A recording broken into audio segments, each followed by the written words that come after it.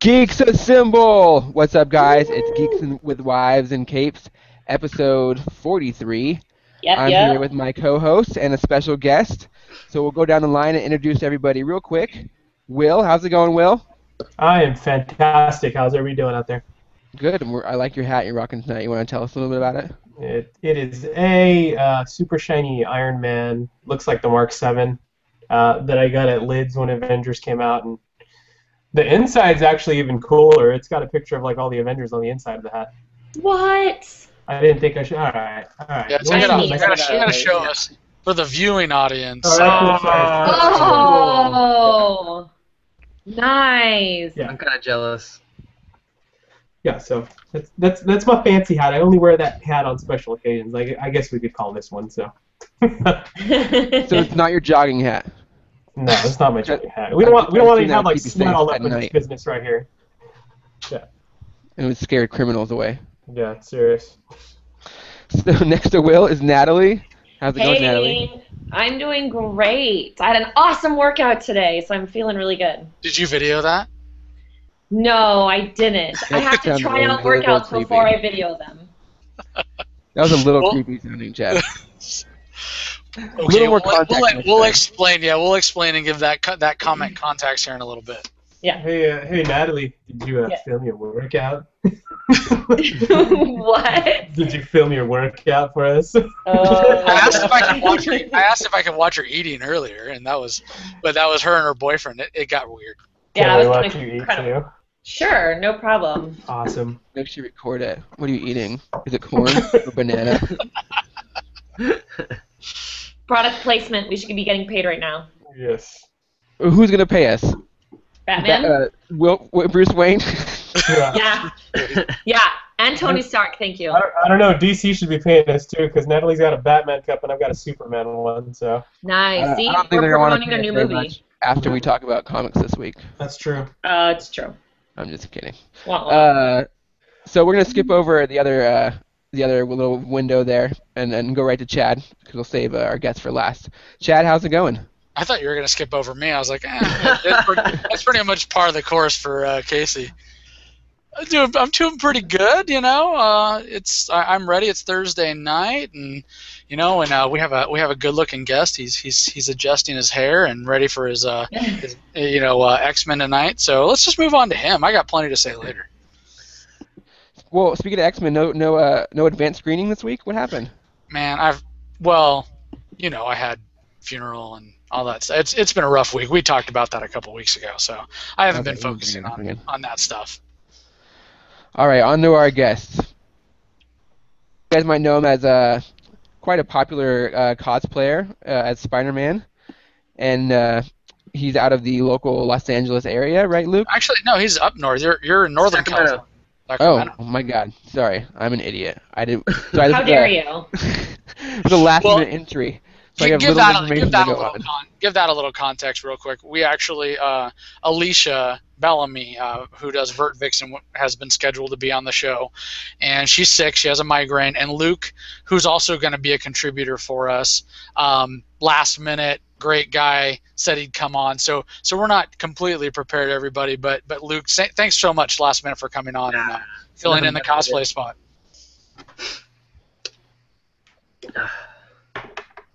Where are you at, Casey? Sorry, we're having some issues over here. So, Luke, why don't you tell us a little bit about your origin story, how you got started in cosplay, and why you chose the cosplays that you choose? Okay, so I think the first cosplay I ever did, I made a giant monkey thing to try and do like a Goku, but like silly monkey. I don't know, it was really, really bad. And ever since then, I didn't really do anything until I started working at EA Games in Sacramento. And that's where everyone's like allowed to be a nerd at work. So awesome. I had the money, and then I had the want, and I kind of just picked a hero. And Spider-Man's always been my favorite. Got a big old poster behind me. I know. We've got that. We've got a Hulk over there. Oh yeah, no, you're a legit geek here, man. Yeah, I got a lot of stuff over there. I see some Aragorn. You do some geek reading there. I mean, it's not the best books, but no. But so I picked Spider-Man, and I started going through. I was gonna buy like a stupid little costume, but then everything I was looking at, it didn't look right to me.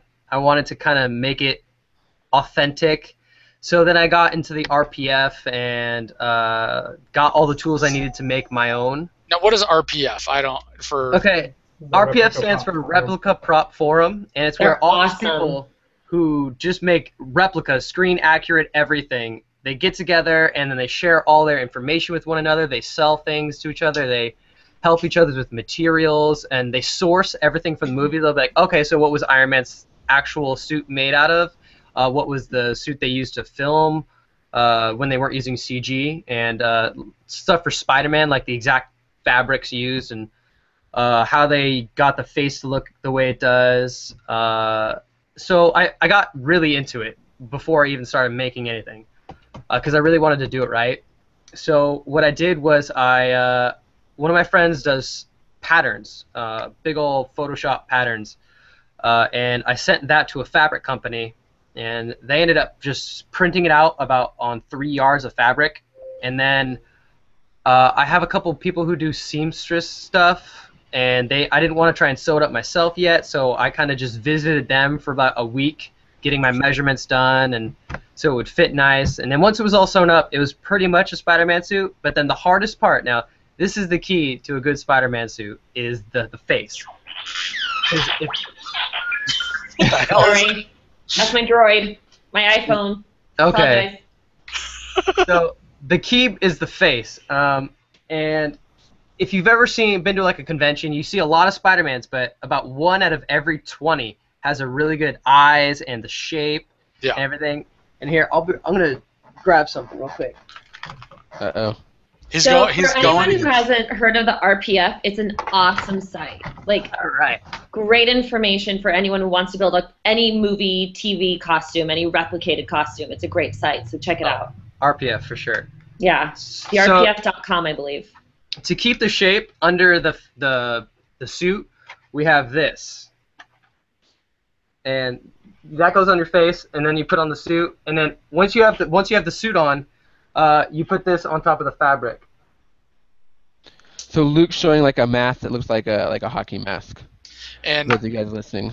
Yeah, and for everybody that's listening, we're going to start putting a lot of this stuff up on what we're calling our cosplay vlogs.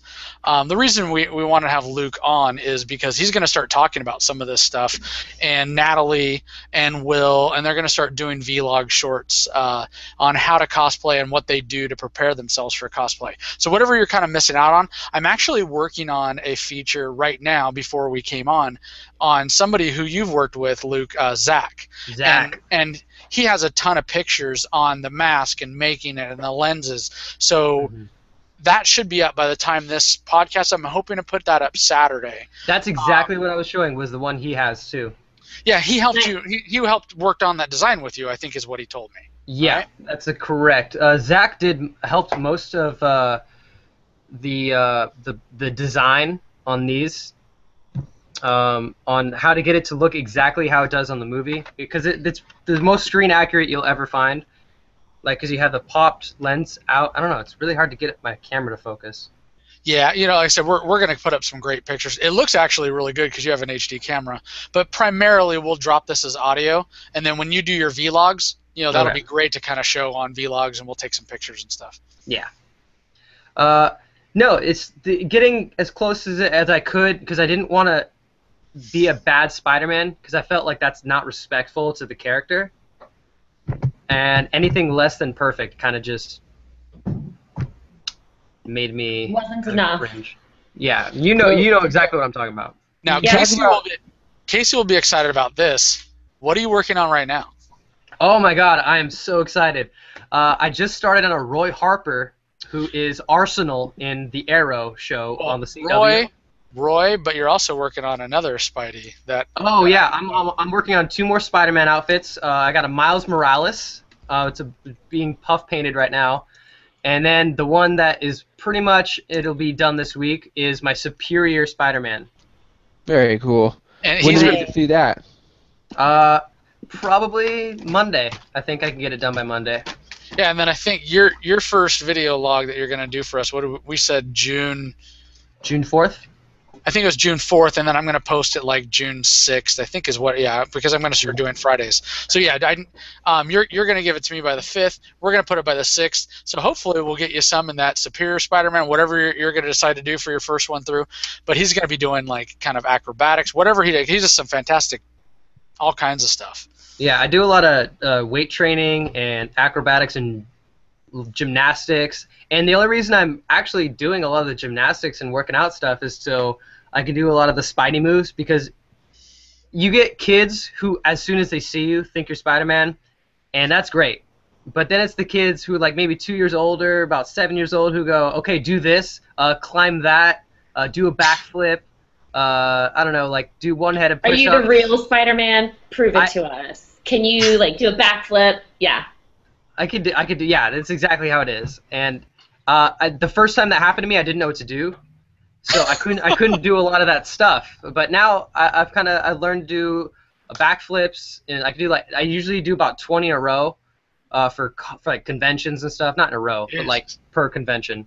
And one-handed push-ups, I think I could do like 20 per arm right now, just in a row. Wow. Pop them out. Those are hard. That's already way too much work for me. No.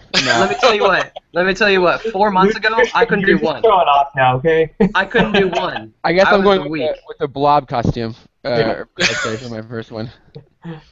Yeah, well, I've been watching some of his dance videos that he does so that he can kind of become this acrobatic.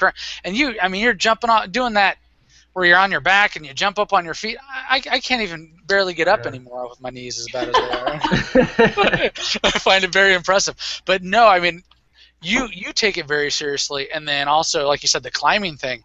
Zach, have you gotten as good as him at climbing up on stuff? But, I mean, we're going to talk to him at some point. But, man, how does he get up on and do his pose stuff? It's insane. It's okay for Spidey poses. It's all about your big old muscle right here, because you can literally you have to stay there for about, I don't know, a minute at a time. So whatever pose you pick, like standing on top of like a coin operated parking meter, which is what I caught him doing at one point. Yeah, he had to probably hold that for about 2-3 minutes to get all the pictures done and stuff. It's all ankles and like your entire leg muscles, and really, you're not even using your hands. Your hands are just there for balance. Now, when you make a Spidey costume, is there anything in particular on the bottom of your feet or on your hands that help you grip? Okay, so I use there's two things. So for my first suit, I didn't really know what I was doing. I just wanted it to be done. So I just did about 8 layers of Plasti Dip, which is like spray on rubber. That's all it is. Right. So I'd spray one on, wait 10 minutes, spray one on, and eventually you get this nice little thick pad of rubber on the bottom of your foot. And that works for the most part. For my Superior Spider-Man suit, I'm sewing in the Zem gear. It's like workout shoes, but they're split toe. So, like, because Superior Spider-Man has a split toe, and I never knew how to do that, so I'm just sewing in a shoe onto the bottom of the feet. So it's like suit, and then you see a seam line, and then it's just shoe. So there's no like discrepancy between the suit and the shoe. So it's like part of the suit now. Got it. So you actually have a shoe sewn in for your second one. Exactly. And it's going to be much better, much comfier to walk around on, pose on top of coin-operated parking meters. Have you done that? Yeah, I've done it a couple times outside of like in parking lots or on, you know, like stairwells. At the end of the stairwell, they'll have that little ball. Yeah. That thing. That's what I usually do, because it's rounded, so I could put my feet and then my arms around it. I don't know. Nice. Sounds cool. We need to make up some harnesses for you guys. You can start hanging upside down off of stuff. Oh, that'd be so cool. Awesome. So what's a normal workout regimen like for you, Luke? Trying to keep fit just to be Spider-Man on the weekends. Like how long, or? Yeah, like what do you normally do? What would be like your Spider-Man workout? Oh, the Spider-Man workout. A lot of people call it leg day. I think every day should be leg day. You should never skip out on legs, because it's literally the strongest part of your body besides your core, and you use it to do everything. You use it to get places.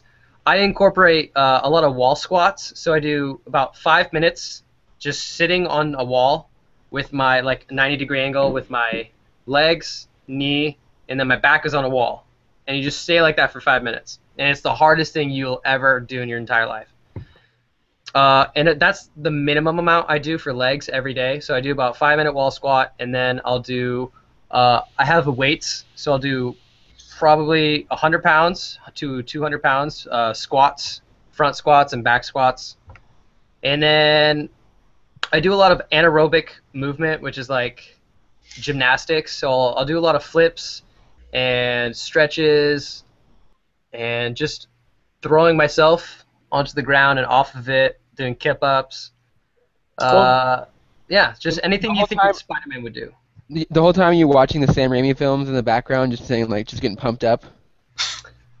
No, I'm a super big fan of Sam Raimi and his horror films, like Drag Me to Hell and Evil 1, Evil Dead 1 and 2, and Army of Darkness. But when it comes to Spider-Man, I think he took too goofy of a pose on it.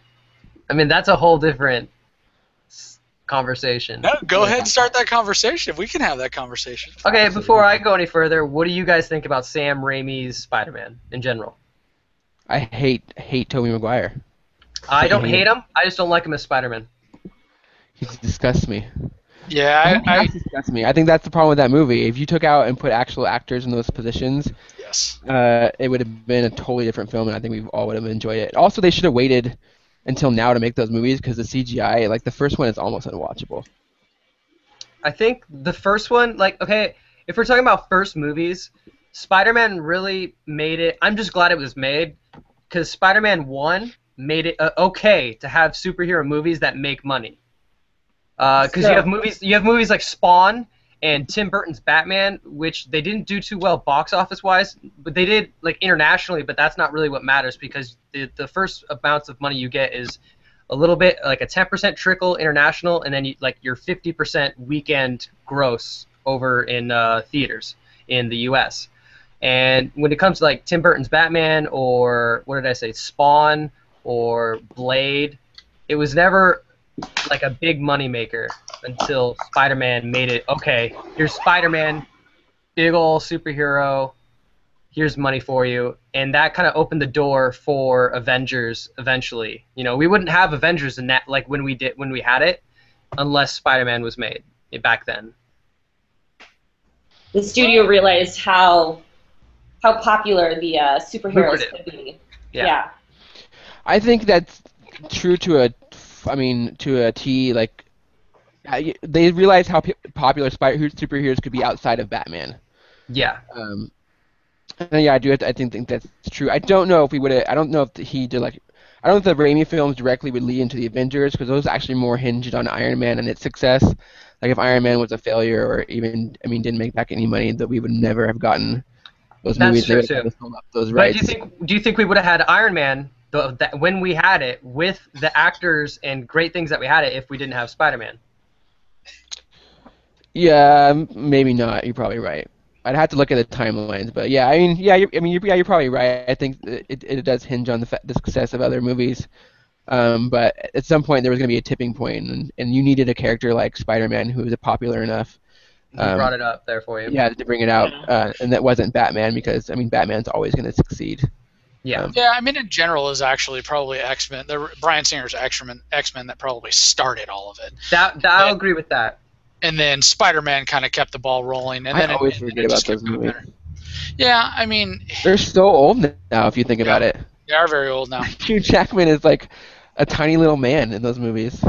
I know. Have you seen some of the memes with him next to each other from then and now, and just how enormous he is and ripped he is in comparison? It's so crazy how long he's played that role for. It's awesome, though. He looks great. I don't know if many actors would stay in that state. Yeah, he played it in the newest Wolverine movie. He played himself 20 years younger, and you believed it just because he shaved. It's kind of true. Yeah.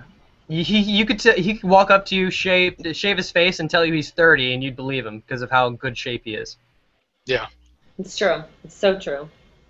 He's got those mutant genes in him. Yeah. It's not fair. He doesn't seem to age. Like him and Keanu Reeves, they just don't age, do they? Well, Keanu's been looking a little rough lately. I don't know if you've seen Keanu. Well, I've seen his new movie, and that's what I kind of went off of, 42 Ronin or whatever it was called. Yeah, and when he was doing press and stuff for that, he had put on a few pounds and was looking a little old, and he was getting bashed a little bit. But He's Keanu. I don't give a fuck. yeah, he does.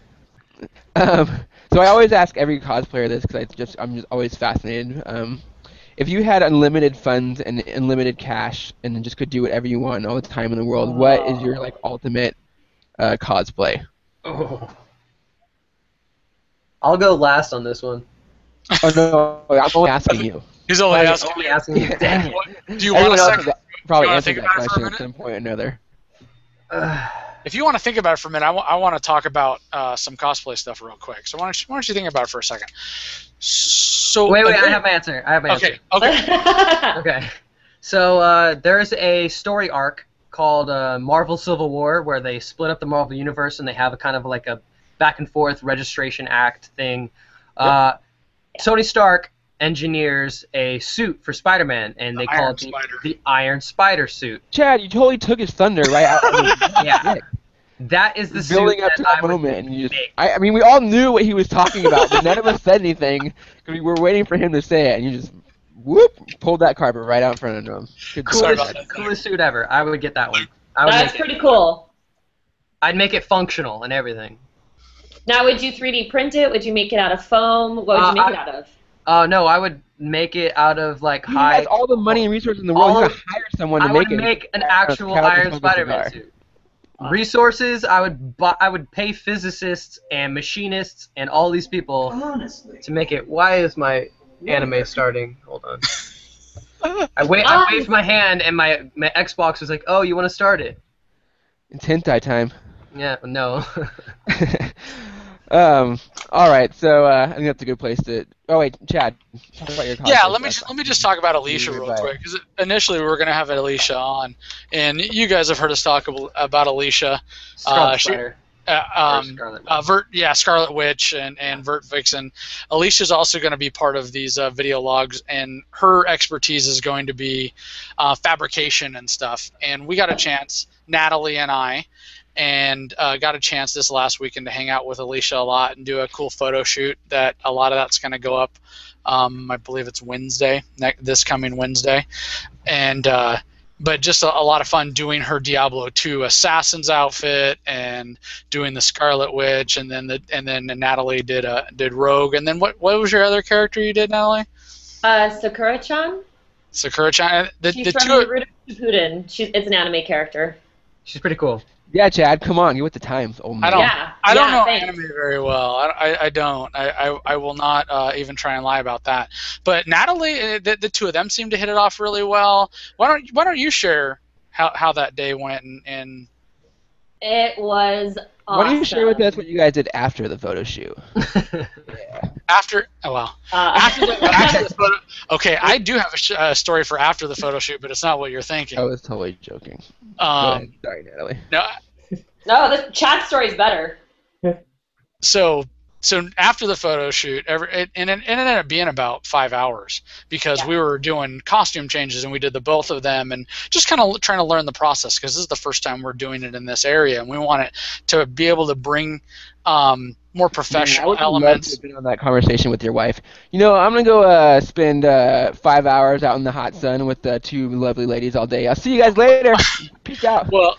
My daughters were with me. Actually, my wife was with me for the start of it. But my wife she was there in the morning. Yeah, my wife loves Natalie, so that doesn't matter. So we did that, and then Natalie and I packed up, and then Natalie and my girls and I went to have lunch, probably about 2 o'clock, so a late lunch at this point. And we're leaving, and I don't feel something that I need to feel in my pocket. And it's the memory card from the photo shoot with 500 pictures on it. And I'm starting to freak out because it's not in my other pocket and it's not magnetized to my money clip like sometimes happens. And Natalie sees me looking for something frantically, going back into Wendy's and looking on the floor and at the booth we were at. And she comes over and goes, "Did you lose something?" Nope, I got it, Natalie. Nope, nothing. Do you need me to call your phone? Do you know where your keys are? Like, I'm like, nope, everything's fine. I got it. It's okay, Natalie. You can go. I'm freaking out at this point, just ready to have a heart attack. So I drive back to the location where we had done it, and I'm running all over the place, everywhere we've been, digging through dirt and leaves and trying to find it. And I've tore apart my car, the kid's stroller, everything. And I go back and put my hand between the car seats for about the 15th time, and there it is. As I'm literally ready to just crumble on the ground and cry that I've got to tell them that their 5 hours were wasted. So that was a horrible, but thankfully a good end to that story. But yeah, the photo shoot. Oh, Natalie's showing one of their pictures together. You guys see that? And that's one of the ones we've been teasing on Facebook and stuff like that. But we got a lot of great shots. Did you guys bring like a fan? Is that how you got like the? No. That picture right there. I was looking at that. I was like, did they bring a fan? So I'm on one side. They were shooting Alicia, and Chad was holding up her cape, and the wind comes, and it starts blowing like beautifully in the wind. And so they're like, all right, we think we got enough Alicia, Natalie, hop in, let's do some double shots. And I jump in, and my scarf is completely limp because Chad is like holding her cape on one side, and nothing's going on my side. And this poor like 16-year-old girl comes by on her bicycle, and I'm like, well, maybe we can ask someone to help. Hey, excuse me, could you come over here and hold my scarf out? It's blowing in the wind. And she was like, yeah, okay. So she like drives her little bike over. She was like, you guys are weird. What are you doing? Yeah, so we have them in costume. Like we're filming a porn. Just hold the camera. Right? But what's hilarious at that point, where we decided to, because it's this big, beautiful park in Huntington Beach that has, areas in it by a lake, and you could almost take mountainside photos, and you'll see some of it, and there's trees, and it was great for us, to go to. But one of the areas we want to go to, just this really sweet old lady is sitting and having lunch, and the girls are putting on their different pieces and getting their hair done. So Ed Stewart and I, who is the photog that's now going to be the Geeks with Wives photog for the area. This was our kind of trial run and meeting and working with him. Really, really cool guy. He's been working on some great shots and getting those photos ready. We're like, okay, this is where we want to go. So I look at this elderly, she's got to be in her 80s, and go, hey, you're going to see something pretty exciting. She just kind of looks at me, and she's like, oh, I just came to the park to have lunch. And then we walked over, and she just sat there and ate her lunch, and she's like, I didn't know anything exciting was going to happen today. This is really neat. And it was just kind of this cool experience. Like, they were taking pictures, and even this older lady was like, this is a really cool thing. I want to know what you're doing it for. So she said she was going to even check out the website and everything and share it with her family. Right. So no, it was a cool, fun experience. Everybody walking by was really sweet and not weird about it. There was a couple of younger girls that kept circling Natalie, and then what if she came and jumped on you at one point? That was the only weird part. Yeah, it's that whole thing that people that are saying cosplay is not consent. Just because you're in a costume doesn't mean people can automatically assume that you can take a picture. The girl just basically came up and was face to face, body slammed me, and had her camera out like she was going to do a selfie. And I looked at her, I said, "Oh, excuse me." She was like, "Oh, I just want a picture." And I said, "Well, are you going to ask for it? Don't forget to use your manners." It should have been $10. She was like, "Oh, yeah, can I get a picture, please?" I was like, "Yeah, I would love to. Thanks for asking. So nice." We got a couple selfies, but, Yeah, that was the only odd moment. But other than that, it was a lot of fun. Yeah, everyone was really excited to see us. Some people didn't know who we were. Some people knew who one of us was, but it was cool. Yeah. Good times. So when are we going to see that all finished and fancy and on the site, Chad? The 28th. Well, we're gonna do Alicia's because she's gonna be up as cosplayer of the month. I think it is on the 28th on Wednesday. And then Natalie, we'll do some kind of feature with Natalie's. Mainly Natalie was there to help out, and then she brushed up her portfolio a bit. But I'm sure we're going to use plenty of those pictures on the site coming up soon. Yeah, we're working on something fun with some of those pictures. So. Uh-oh. Yeah, we think you're going to like it, Casey. Are they safe for work? They are safe for work. Okay. Yes, they're all safe for work. No, that was something, actually, now that you bring that up, Casey, something that was important to, I can tell, for like Alicia and Natalie, that cosplay, yeah, I mean, some of the women dress sexily and stuff like that, but for them, cosplay is about portraying a character and not being a skank or anything like that. And that's one of the things I really... Asshole. Yeah, that's one of the things that I really... That's one of the things that I really respected about some conversations that I've had with the both of them in that day and everything is that it really is about the nature of it, like we've talked to Luke, and about creating and designing. And Luke, stop taking pictures. He keeps snapping pictures. Wait, what is this? Okay, on the red carpet? What's going on here? I just hear the camera. I don't know if our audience can hear it, but we all can hear the camera taking sound in our earphones. It's really funny. There it goes again. And our whole screen splashed. I don't know if you guys can hear it or see it. But I don't think they can. That happened one other time, and Casey bitched at me about taking pictures with that thing. But no, it was really cool, and the craft is, and we'll get a chance to talk more about how she crafts her stuff and with 3D imaging and create. I mean, down to initial designs and 3D images of it, and then down to molding and modeling and everything. And I mean, this is for a lot of you guys, Will and Natalie and Luke and Alicia. This is not just like Luke said, where you just buy a cheap costume. It's something where you want to give the character. Oh, we lost Luke. I'm sure he'll come back. I'm gonna watch X-Men.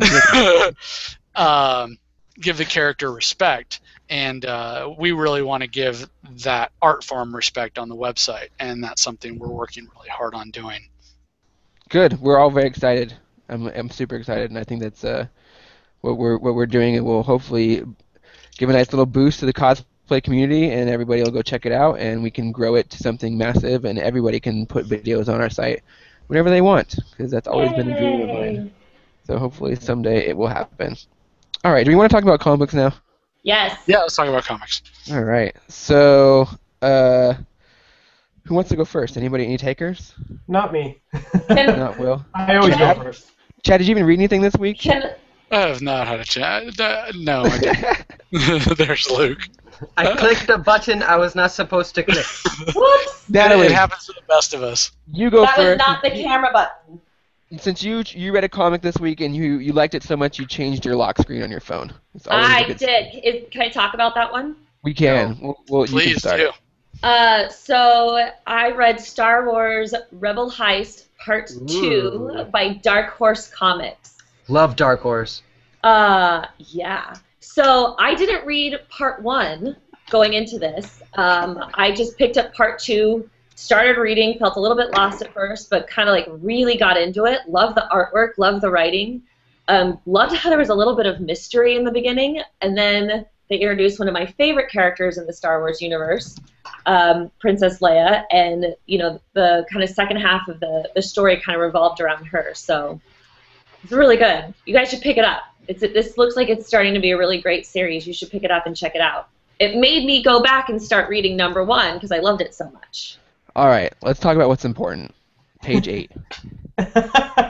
Page 8. Oh my God, I gotta go to page 8. What was on page 8? Your you lock know what's screen. on page 8. It's your lock screen.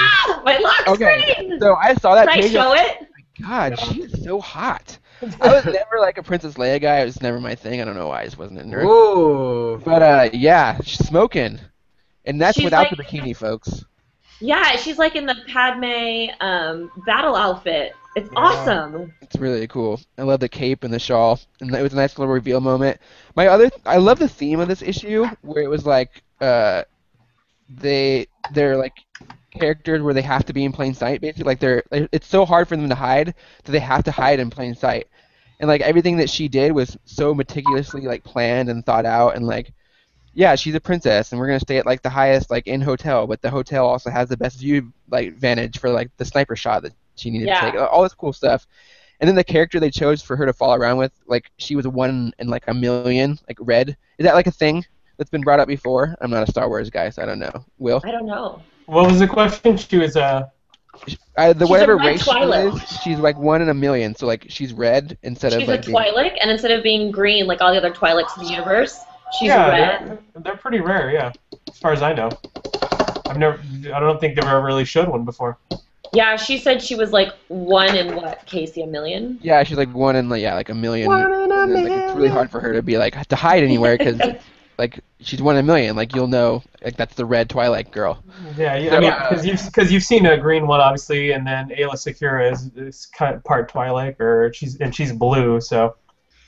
Yeah, they Yeah, no, she's definitely like reddish orange. Yeah.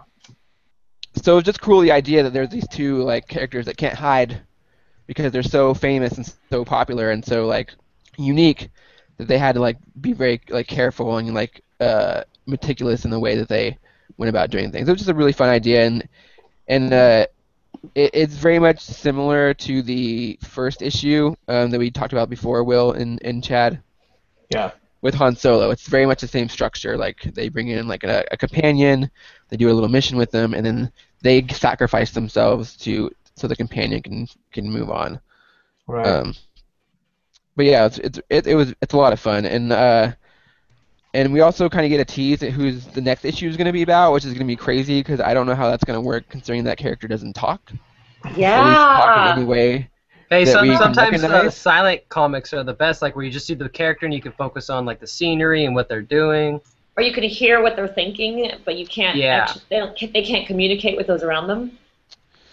Yeah. I mean, I'm sure they have it all planned and worked out fine. It's just weird. I mean, well, I'm gonna give it away. It's because I mean, this is how the way the issue looks like it's coming out is you're gonna hang out with a famous character from the movie in each book, and they're gonna like take you on a little short adventure. So we've done Han, we've done Leia, now we're gonna do Chewbacca, and I'm sure that eventually we'll get to Luke. I wonder how they're gonna But spell Chewbacca what he does says. I wonder what they're gonna say. Like, how would they spell? How do you spell that? Oh, you just put it in parentheses and say translated. I mean, That's what I'm saying. I think it'll be much more creative than that. Like I don't see them just translating him straight up. in the Star Wars universe, people speak Just Wookiee. know what they say. People Yeah. speak Wookiee just like we speak different languages. Yeah. Correct me if I'm wrong, but I read another Star Wars comic this week, and it was one of the two comics that R2 was basically speaking English, and so was Chewbacca. Right. And No, it that was was- written as if they were speaking English and not in their own languages. And we'll talk Sure. about that comic next. That was the Star Wars, and that is a completely.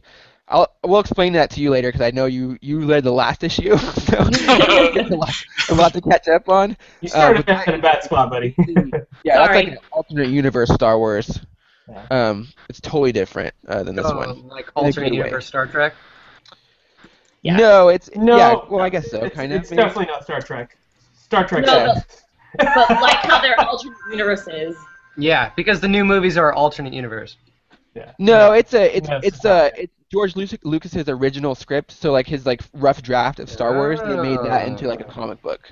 Yeah. And it's a completely different story. Like the characters are there, everything's different. Everything's different. And the beats are there. Like all the beats are the same. Even the final beat in the last issue is kind of similar to the end of the movies. So, anyways, yeah, I really enjoyed. I really want to see where this stuff goes. Do you guys have anything else to say about Rebel Heist? No? I'm Leia reading was it right now, sexy. so I don't know. Leia It was is sexy. super sexy. Yeah, I like That's this. the first thing I said when I saw that picture. I was like, I had to talk about how sexy she is. I might But have to that's do normally just cosplay. not a of that. character I find attractive in most cases, outside You of the know, yellow bikini. I think you might have to too, Natalie. Yeah, definitely. I agree.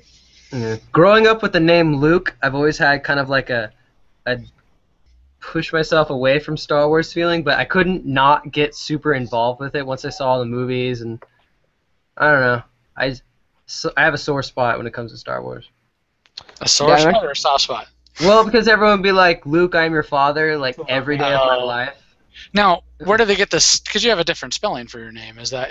I mean, if you know my name's Luke, kind of doesn't care. I mean, the spelling is French. Okay, that's what I was getting at. Okay. It's the French spelling.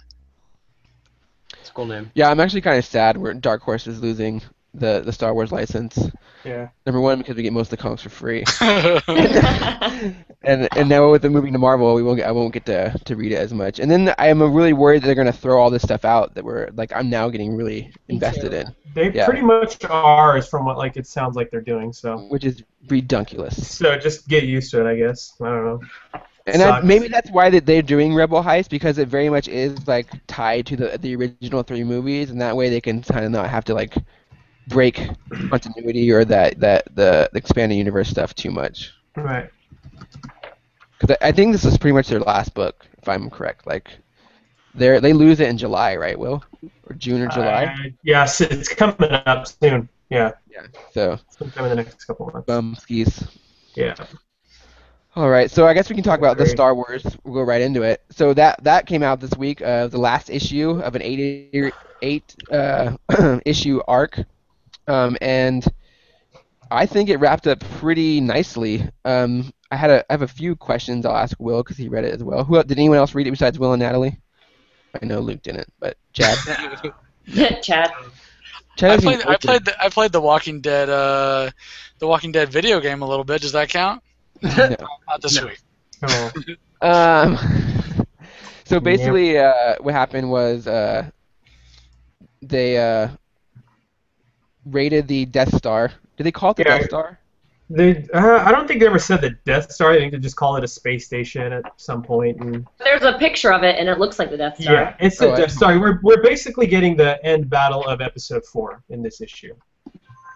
Is what it is. Except they're in the spaceship as opposed to flying around it, and the Wookiees are the ones attacking the Death Star with starships, which is fucking dope.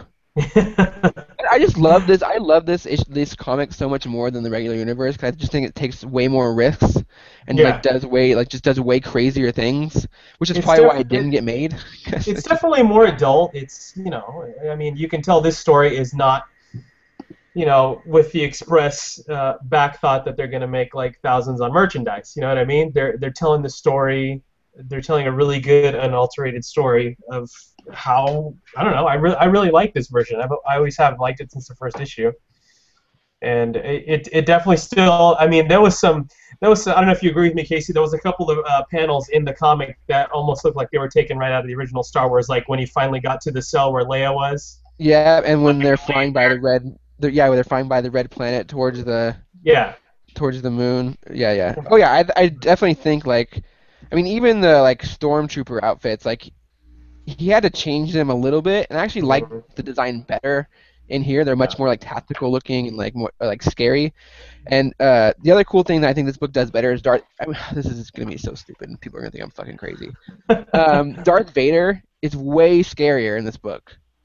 We don't see as much as him as I'd like to see, but there's no moment of redemption. There's no turning back for him. He is a true general badass. Yeah, we don't see him very much at all, like you said, but when you do, it's somebody's gonna die, somebody's getting tortured, somebody's about to get their metaphorical face crushed in. So yeah, he's definitely a ruthless, definitely dictator, tactician, general kind of guy in this one. And he looks scarier. He's like Kano with Darth Vader's body. Yeah, he's got that one red eye going on. That's really unsettling. It's creepy. Yeah. So there is actually a redemption story in here, and this is where I got a little confused. Will, maybe you can help me out. And probably it has to do with the whole aspect of what the Force is in this version, as opposed to what the Force is in the movie version. Yeah. But our Sith Lord, who we don't really get a lot of character from, he just is kind of there as this uber badass who's just waiting for his moment. And then his moment is actually to kind of is to turn on the Empire. Yeah. Why did that? Why? I don't understand why he does this. There's no motivation for him to do this. He's I have to help you for whatever reason. Yeah. There's a glimpse of oh, I'm the one that wants to kill the Jedi, not you guys. That's my duty and my honor. But then they just that. It's like a thing they say, and then he just turns on the stormtroopers and kills it. I don't understand why he switched sides so fast. From what I gathered from reading it, it to me felt very. I guess you could say medieval in the fact that there's a very like distinct like honor code that both of these because he even says that's why our tribes have always been against each other. They're like two tribes and they abide by this very strict honor code, regardless of whether one's a Sith and one's a Jedi. In this specific comic book, they're both kind of realizing at this point that the Empire, sure, they're going after the Jedi right now, but what's to say that next they're not going to go after the Sith? So I think at that point it kind of clicked to him that their greater evil was what the Empire was doing to both of them. So. Yeah, I just wish that was a little bit more expressed. I feel bad for Natalie because she like literally, like the Was whole so build up to the entire series, she blew her wad in one fucking load. But yeah, like I just didn't understand that turn, and that totally makes total sense now that you explain it like that. But I wish that would kind of played out a little more. I do feel like this issue was kind of rushed because they're like, fuck, we have to finish this shit because we're losing the license. All I know is it kind of sounded like I know what I'm talking about for once. Right? It's kind of scary. Star Wars, man. It's not I know, man. Will, I don't know what you mean by that. I always wish you'd talk more because whatever comes out of and I think what it is Casey and I just yap. We sound like idiots the whole time. But Will, through most of the episode, is actually formulating real thought. I'm like the logical silent things to say. So I'm like a silent Bob of our podcast. I say something at the end and it's like profound. it is, and I'm always like, Will, I want those gems more often. But if it takes that, if it takes a while to get something that good, maybe it's like just you eat off the crust off of a sandwich, and it's Casey all and I are the part crust. of the plan. Formulating. Yeah, so I'm looking through the issue right now. We also get the garbage scene, which was cool to see again and done in a much different way. Yeah. I don't know. I just wish I wish it would go on and on and on and on. I just like this universe so much more. I don't know. It seemed like the last page was almost kind of teasing a little bit, like there was obviously more. Yeah, to be it told, did. and It's like, oh, maybe we will. Maybe Marvel will do something with this, or maybe I don't know. But I also like the thing I hate about Star Wars, the ones that were the movies where like the Jedis were never allowed to have relationships. Like that seems like totally opposite of what they would be. And this I like in this universe, it's more of like a religion and like a state of mind. Everyone believes in the Force. Like everyone is like a believer, but not everyone can use it. But everyone like believes in it. It's something you just say when you like in passing, like say. It's with you. This version is definitely more evident that George Lucas took a lot of cues from like medieval times and samurai times, and to where they still had relationships and things, but there was a way they did things, and instead of making them more like monks like they did in the actual Star Wars, where they were just all about being a Jedi and couldn't have relationships and things. So yeah, I think he had this draft out and he sent it out to people and they're like, number one, this fucking shit is crazy. This ain't gonna fly. If it is gonna fly, you need to sell it to kids. There's big hairy Sasquatch men flying planes. This ain't gonna fly anywhere. Yeah, this ain't gonna happen. Not gonna happen. Especially in 79 or whatever. You probably put that out. Probably early to mid 70s when he first pitched this, I'm guessing. Yeah. So. Yeah. I understand the changes, but I do wish like I said, they're putting out a movie every year. Like, why can't we get like an alternate like universe Star Wars or like Star Wars? People. Yeah. Or like make this the Old Republic. Just like use this basis of a story, and like make it the old way. Like you can always jump 1,000 years ahead of time or 1,000 years behind time. Like and you can have the same ideas there and the same focuses, and of course those ideas of the Force are going to change over 1,000 years. You know what I mean? So like it's not a stretch to have these different universes and these different people involved. Anyways, now, let me check on something real quick because I know we have that big movie coming out tonight. And Luke, how much longer do we have you for, Luke? I don't know, 5-10 minutes. Okay. It's 8:50 already. Wow. Yeah, it's already we fucking Star Wars. Some people have a 10 o'clock show. So if we're not done, Luke, please, just we'll say goodbye to you. Yeah. Let us know you got to go, and then we'll bounce out. Yeah, I haven't even talked yet. I'm gonna leave in about 5 minutes because I have to get my Bobby Drake thing going on. Okay. Oh. All right. So 5 minutes we'll say goodbye to you. All right. Okay. So anybody? Okay. So Will, is that you just read the Star Wars this week? I read a couple other things, man. But if you want to skip and so you can talk about something before we lose Luke, that's fine. No, you go. We'll have Luke jump in, and then we'll go out. I bought this comic even though we got an advanced copy of it, but I like the artwork on the front. But yeah, this is Star Wars Darth Maul, son of Dathomir #1. The cover's freaking amazing, man. I wish I could just frame this cover. It's a really intense, really, I don't know, violent, animalistic-looking picture of Darth Maul. This is we kind of go a little bit more into Darth Maul. I guess we could say this is an alternate universe where he survived, that whole battle with Obi-Wan where he got chopped in half. My biggest issue with this comic is I definitely feel like if you didn't watch the Clone Wars series, you're going to be a little bit lost with what happened with Darth Maul, because there was quite a big story arc towards the end of the Clone Wars with Darth Maul, and they found him living under this basically a trash heap planet, and it's one of the coolest story arcs of all time. Yeah, it's a cool story arc, but if you don't watch that, you're going to be kind of lost in this because this picks up kind of after that. Now, for those of us who've seen that, it's cool. I think that arc is a direct sequel to the storyline from the Clone Wars. It's intended to be that way. Yeah, you can tell it is. So he's Darth Maul is kidnapped, or he's being held captive by the Emperor and Count Dooku. I'm going to tell you right now what my favorite part of this comic was. These guys that look like Mandalorian / Darth Maul people. They look cool. So badass. Cool. Like Darth Maul stormtroopers. They're waiting to. These guys are waiting to be cosplayed right here. Right. Yeah, and these are the guys that come in and save Darth Maul from his captivity. Huh. Yeah. Cool. Yeah. But if you've read the Clone Wars, you'll like this. I mean, if you've seen the Clone Wars, you'll like this. It'll pick right up, and you'll be able to see what happened after that episode. The artwork is definitely amazing. The story's pretty good, and I'm really excited to see where that one's gonna go. That's that, and the other thing I read was Harley Quinn. Harley Quinn is the only redeeming quality of DC right now for me. I love Harley Quinn. It's funny, it's crazy, it's sadistic. Is that the one where they had the contest for the cover? Yeah, sure. Yeah, it is. Yeah. Yeah, they had a contest where you could draw Harley Quinn, but you had to draw her in a bathtub. Yeah. Committing suicide, whatever. Yeah.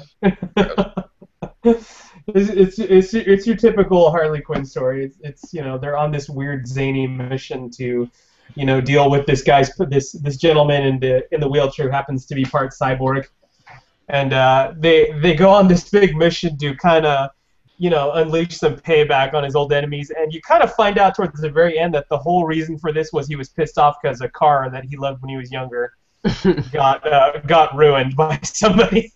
And that was the main guy he was going after. That was the big evil. That was part of the story. So it was kind of funny. But as always, good artwork, good story. It's just funny. You want some lunacy, a little more crazy fun than what Joker would put for us. Check that out. Harley Quinn's going to be in the next season of Arrow. Oh. She's part of the Suicide Squad. Yeah. Yeah, she works for Ardent or whatever they're called, and she's part of the Suicide Squad. She's got a chip in her brain that if she does something wrong, it'll explode. Okay. Is that confirmed?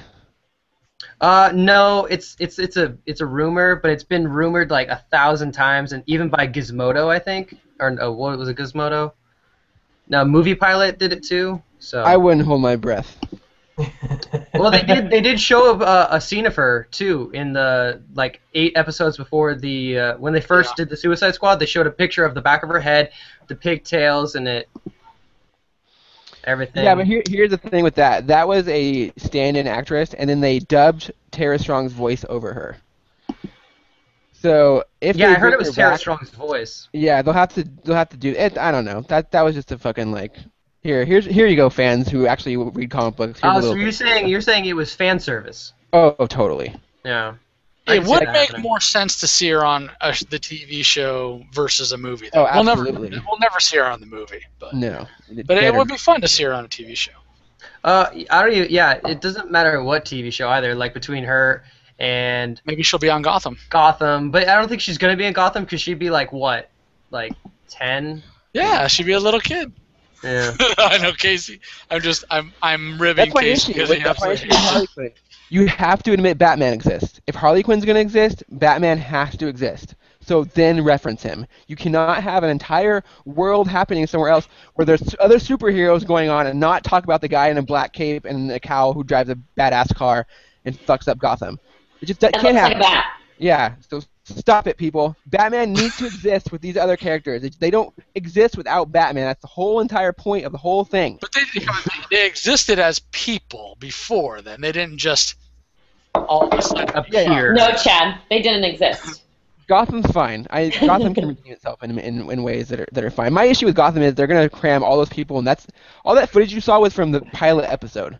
You're gonna get all that crammage in the pilot episode, and then it's gonna disappear. You're not gonna hear it again for the rest of the season. I think we probably got to say bye to Luke. Luke, do you want to? Yeah, I gotta get going. How do we find you? We're gonna have you on the website and everything. But anybody listening, if they want to follow your cosplay, do you have a Twitter? I have an Instagram. It's BBOYOPTIX, which is B-Boy Optics, and that's where I post all my cosplay progress, and I post all my my dance videos. I do a dance video every Friday, so I got one coming out tomorrow, and I also do a lot of I do dancing and cosplay on it. That's pretty much it. Awesome. Yeah, we'll make sure all those links. People Yeah, get make sick sure of it's seeing up your there. links. So. All right, Luke. right. Well, thank you so much for coming on. Let us know how X-Men was. You have a good night, my friend. Yeah, have fun. It was good talking to you. Bye, guys. Bye. Buddy. All right. Now back to comic books. Okay, so everyone went. Now it's my turn. I have a shitload to talk about, and we're gonna fucking get crazy here, folks. What? So first up this week, Forever Evil finally ending. Yeah. It feels like it's been a fucking year.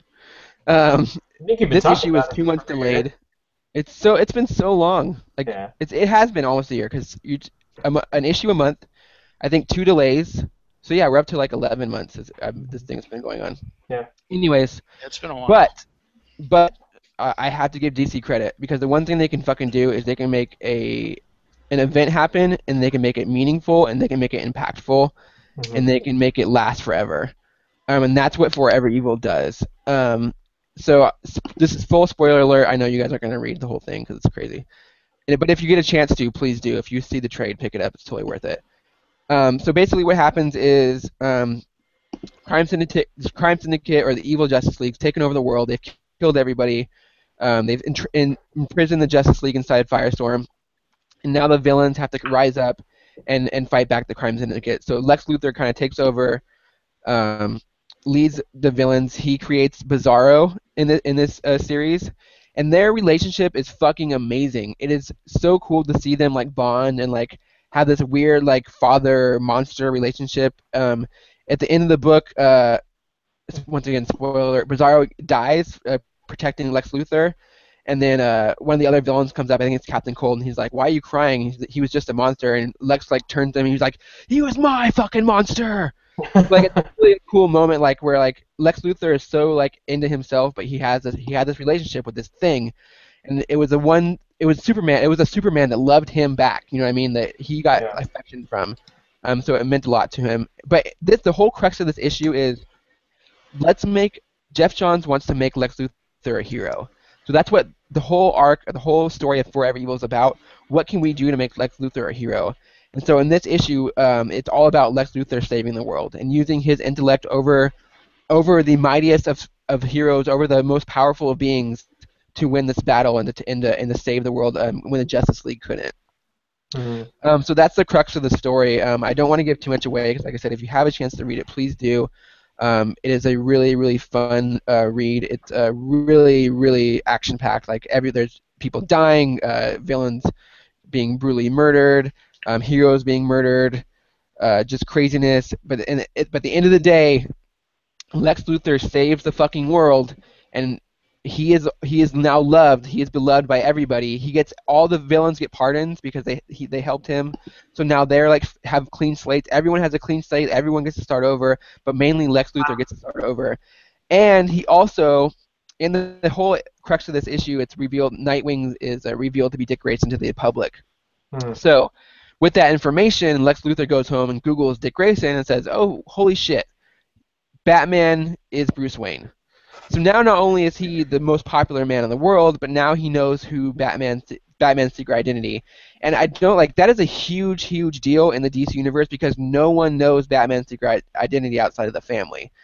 So whenever that happens, it's a huge deal because now that person holds the world in their hands because now they control the most powerful hero out there in Batman. So it's this really cool kind of status quo change where now Lex Luthor is not the ultimate villain; he's the ultimate hero, and is a member of the Justice League by the end of this whole thing. Huh. And then the last page is the reveal of the next big bad villain. You're led to believe the whole time that Darkseid's coming back. He's going to reclaim his stake on Earth. But no, it's not Darkseid, it's the Anti-Monitor. And for all those big DC fans out there, we all know who the Anti-Monitor is. He was the villain in one of the major events, Crisis on Infinite Earths. And he basically goes from planet to planet, universe to universe, and just drains life from it. So he's like a kind of a Galactus character. So now he's made his appearance in the New 52, and it's going to be the next kind of big event that hits the scene. So yeah, so big changes in the DC world with Lex Luthor now being a good guy and joining the Justice League, and everybody having to kind of fall in line and stand behind him, which is kind of weird when you get down to it. Yeah. So yeah, that was the big thing, and then I also read Justice League number 20. And that's basically just the kind of scene of the whole event of Forever Evil being over, and Lex Luthor. He's so enated with the Justice League now. I just called him the Justice League, which is fucking weird. So he just rebuilds the Watchtower, kind of like as a sign of like good gesture, and then eventually he visits Batman, and I'm sure they have a conversation, and he'll now be a member of the Justice League, which is, like I said, a big, big change for the DC universe in a whole, because he's been such a fixture as a villain for so long. I'm interested to see where it goes and how he kind of changes and manipulates the team, because he is noticeably he's a different guy from what you've noticed and read before. Just for his interaction with Bizarro alone, it's totally worth reading Forever Evil. Like, I really hope someone smart at DC sees that and they just get like a buddy cop like comic together. Because I would totally fucking buy that. What else did I read this week? Also, I did check out. So we got some comics from Oni Press, and one of the ones I was really interested in reading was the Auteur, A-U-T-E-U-R. That's how you say that, right? I'm fucking such an idiot. The Auteur, which is a book I keep seeing on the shelves, and it has these really awesome, like, violent covers. They're really graphic. I never knew what it was, but I always was just interested in it. So we finally got hooked up with Oni Press today. We got some issues, and I started reading it, and that shit is fucking cray-cray, folks. Like, number one, like, okay, so it's basically, like, you're diving inside of the mind of a movie producer. And so you get to see, like, as he has thoughts and, like, all, like, and what it's like to kind of be a movie producer and put, like, this, like, a show together and all the stresses that come together with that. And then you get to see, like, how he thinks as an artist and, like, but, like, the comic book is able to visualize that. It's like, for instance, the first scene is, like, him diving into his, like, mindscape and seeping through all the bad ideas that he has in search of, like, the giant white whale idea that's going to get him his next big, like, movie. And it's this whole visual scene of him, like, diving into primordial soup, and then, like, all these different, like, character archetypes around him, like, swimming around, and then him diving lower and deeper, and then a giant whale appearing. It's just all very, like, visually stimulating and, like, very, like, graphic, and the art is amazing. And it's super, super adult, which is something, like, I feel like I need once in a while. Because when you're going and reading superhero comic books all the time, like, you need a little boobage and a little sex and a little violence, just to feel like a man again. So I definitely. Oh my god. Yeah, you know, I'm like, right there with you. it's like I get too deep, and I need a good, like, I need some boobs in my face. I need some hardcore sex. I need someone saying fuck and yelling, and I need someone's head getting chopped off and blood and guts splurting everywhere, just once in a while. Hey, so all you gotta do is say earmuffs. And all those things. Huh? All you gotta do is say earmuffs, okay? Then you can say whatever you want. Sometimes you just gotta feel like a man. Yeah. Yeah, sometimes you just gotta feel like a man. So if you're into all those things and you want something that's a little more like high art and like a little more thought-provoking and fun, it's really a lot of fun too. I recommend the Auteur by Oni Press. I've only read the first issue. I'm dying to read the next ones. Like I said, it's just so visually stimulating and really kind of just something different outside of like the normal realm of superhero stuff that we always talk about. Oh fuck! What else did I read? I think that's about it. We already talked about Star Wars, right? Yeah. Yeah. Okay. Are there any movies or anything or TV that we want to talk about, Chad? Do you want to see how everybody feels about X-Men? None of us have seen it yet. Yeah. I think we're all really excited about it. Mm-hmm. I know I'm excited, but we've talked about it a ton. You know, I mean, I don't think there's anything new that's come out for us to talk about. We could talk about the Guardians trailer. We haven't talked about that. I forgot about that shit. That's, I mean, How that's, did you forget about that? Let's talk about Casey? that. Let's talk about my conversation with people. IGN where I had to school them on what the fuck was going on in the Guardians trailer. Did you guys see that wait, thread? I missed this. No. I saw that. Oh man. my I saw gosh. that. That was pretty good, Casey. Wait, So- was it through the GWW account? Yeah, it was. How the hell did I miss that? I don't know, but so I see the rewind the theater thing, which are my favorite things. So props to IGN. I think those are the coolest things ever, where they like go frame by frame and break down a trailer. Yeah. But in the trailer, we see a very iconic piece of the Guardians of the Galaxy mythos, or however you want to say that fucking word. I'm really cursy today.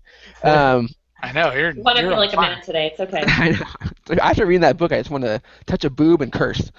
Somebody get this man a glass of Hey, scotch and some wait. porn, okay? Are you trying to tell Natalie not? So if Natalie reads that book, will she want to do the same thing? I would not doubt it. Like I seriously, after reading that book, I was just like, I was like, stay, I feel 10 years stay older. away from said comic. Good to know.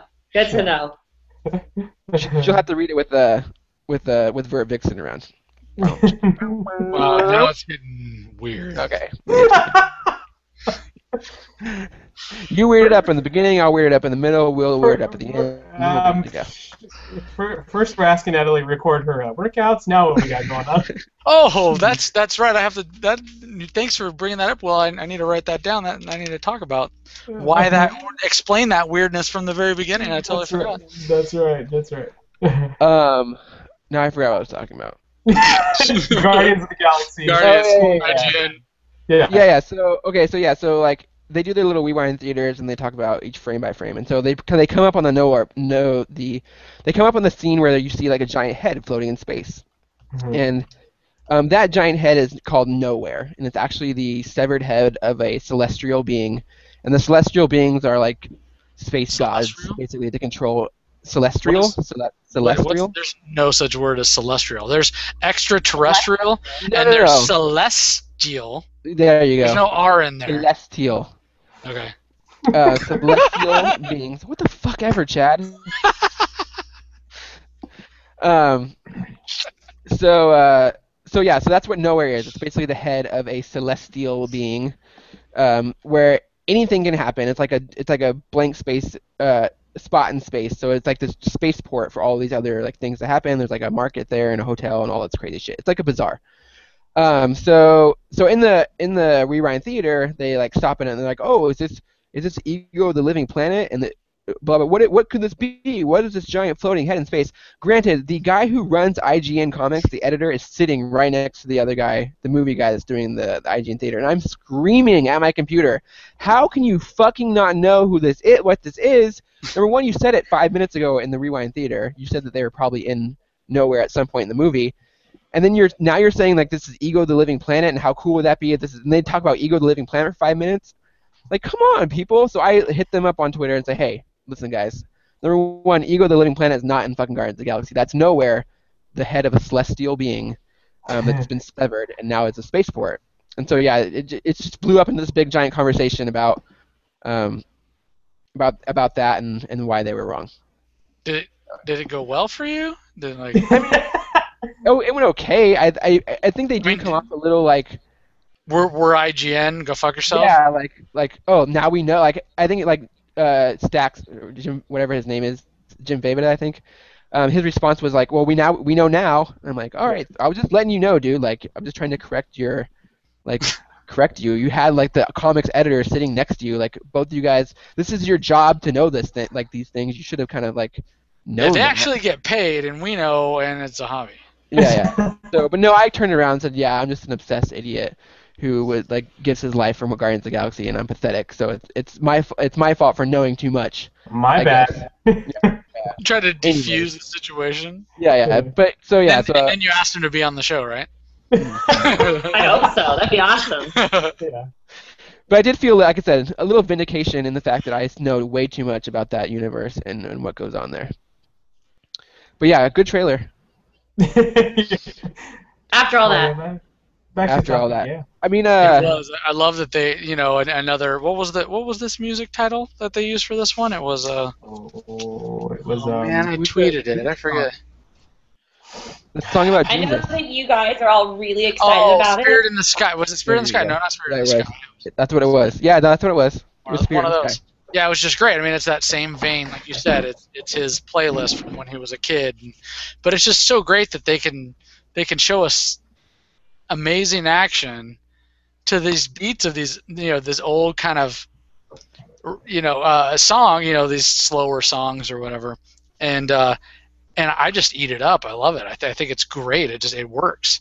And Star-Lord looked amazing. I mean, you finally got where the mask comes down and he, his boots light up and he flies off, and it was pretty cool. Yeah, I love that they're using the music to kind of ground it back to Earth.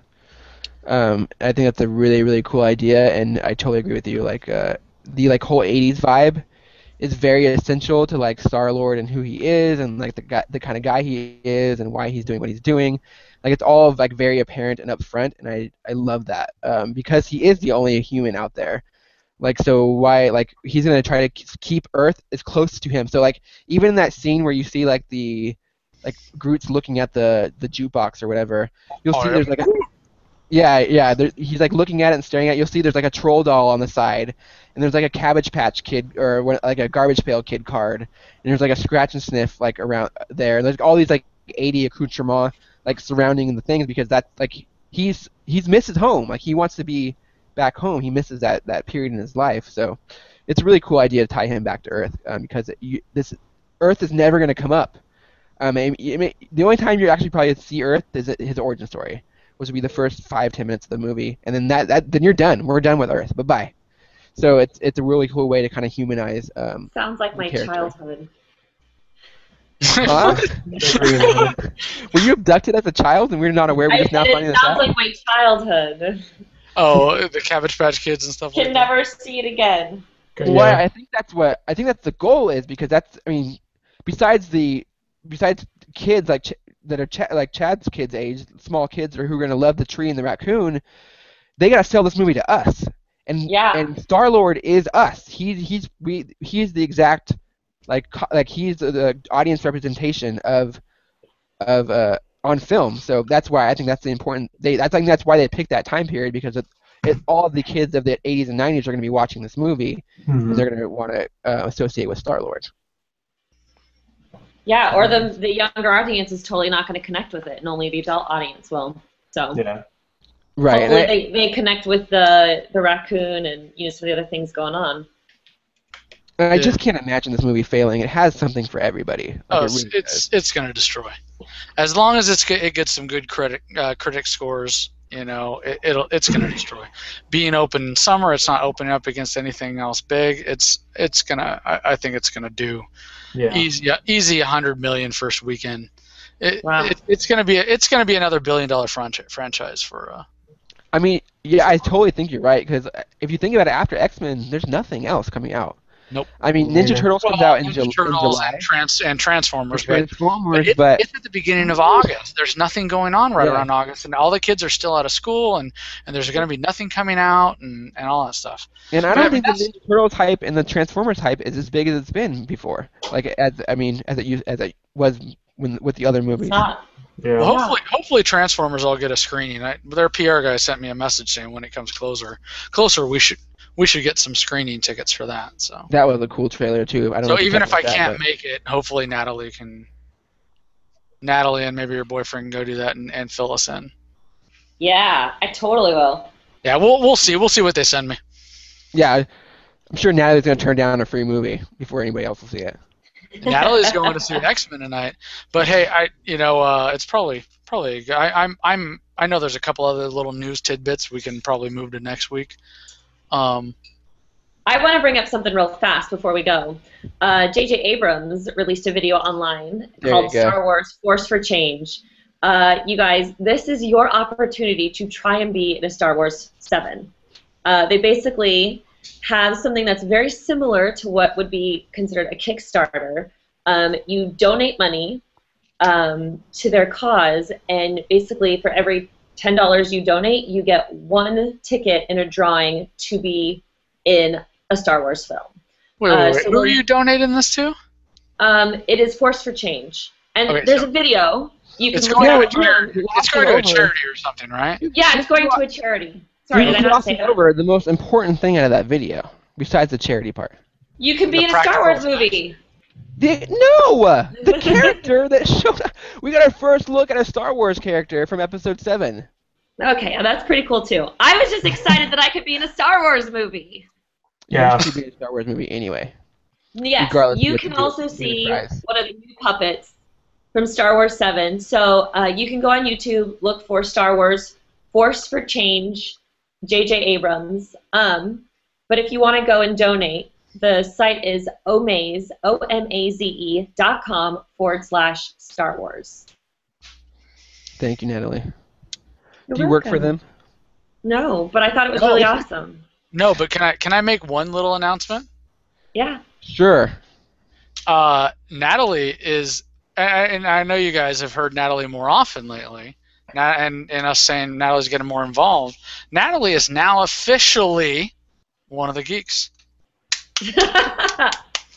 Natalie is now not with a wife, but Natalie is officially on the website with a profile. Natalie is one of the geeks. She's one of us, not just a contributor. Natalie is a permanent fixation. And you're going to be fixation. Find something better. Since you done dump us like a hot rock. And in my final thoughts, I will explain my original comments from the start and also more of what Natalie will be doing with us.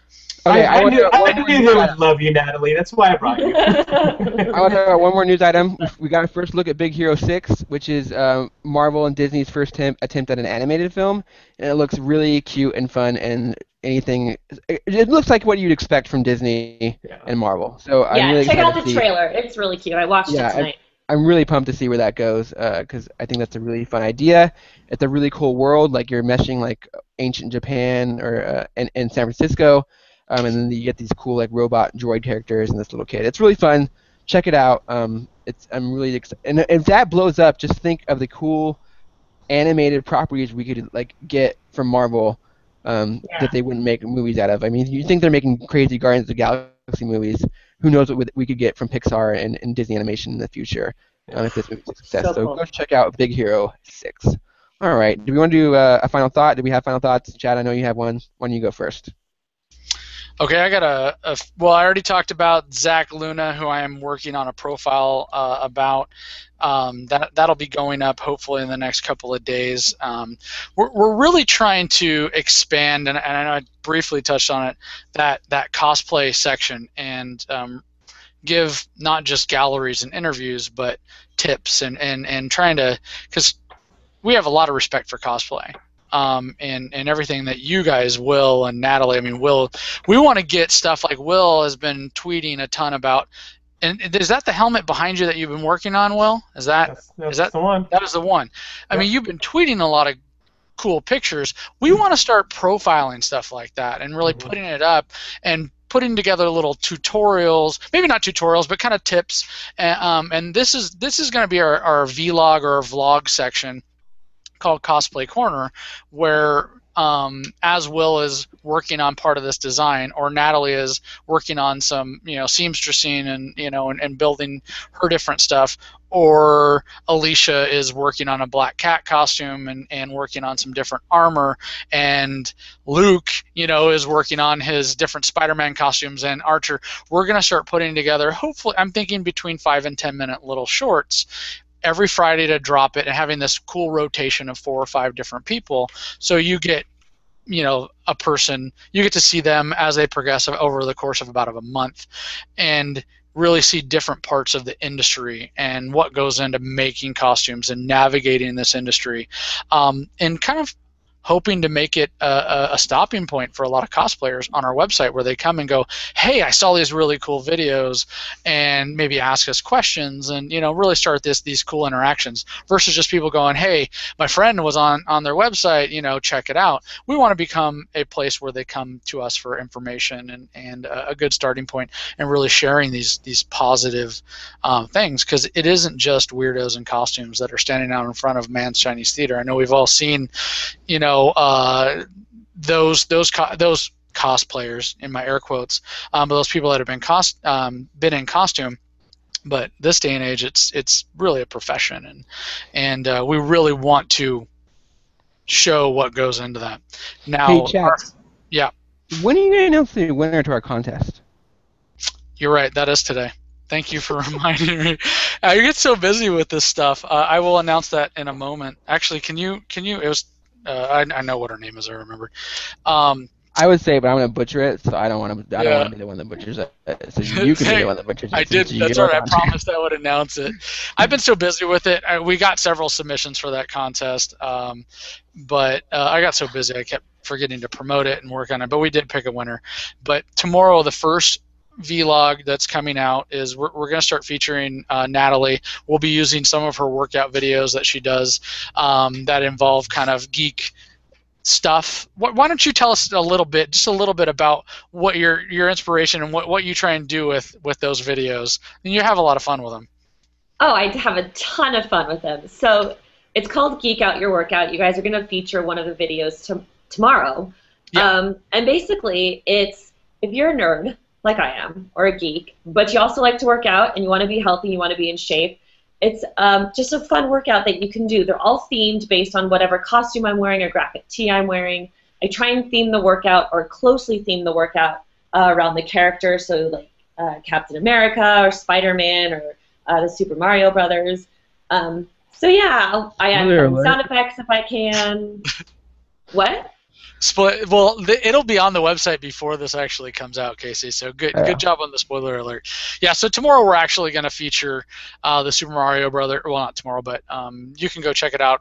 We've started to feature the Super Mario Brothers one, and then we're just going to kind of, as Natalie in her rotation, will include some of those workout videos, and then at different times we'll have her working on costumes, or maybe her at conventions. Just we want to have a lot of cool different things. Now, real quick, we'll announce the winner of the Deathstroke giveaway. I will be mailing it out to her, but it's Tamar. It's Tamar Burns. What was her last name? I think it's Bain. Bain.